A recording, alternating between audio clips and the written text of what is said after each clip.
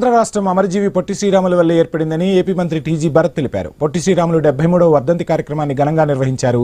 కర్నూలులో చిన్న అమ్మవారి శాల వద్ద ఉన్న విగ్రహానికి మంత్రి పూలమాల వేసి ఘన నివాళులర్పించారు. పొట్టి శ్రీరాములు జయంతి వర్ధంతి వేడుకలను అధికారికంగా ప్రకటించిన ఘనత తెలుగుదేశం పార్టీకే దక్కిందన్నారు. అమరావతిలో ఏర్పాటు చేస్తున్న పొట్టి శ్రీరాముల విగ్రహ నిర్మాణానికి టీజీవీ గ్రూప్స్ నుంచి ₹1 కోటి విరాళం అందిస్తున్నట్లు మంత్రి టీజీ భరత్ తెలిపారు.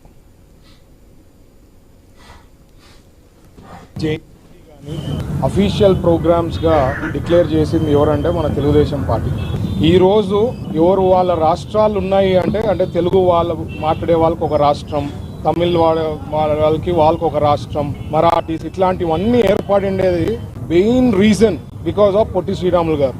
ఆయన కానీ ఆ రోజు ఆలోచన చేయకుండా అంటే ఒకే ఒక మనిషి ఆలోచన చేసింది, స్ఫూర్తి తెచ్చి తెలుగు వాళ్ళందరూ కూడా ఒక చోటు ఉండాలా, ఒక రాష్ట్రం ఉండాలా అని చెప్పి ఆయన త్యాగం చేయడంతో చాలా రాష్ట్రాలు దాని తర్వాత లాంగ్వేజ్ స్పీకింగ్వి రాష్ట్రాలు ఏర్పడడం జరిగిందనమాట.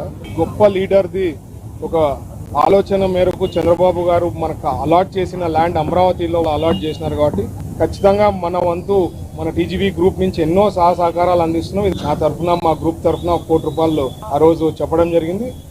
జయంతి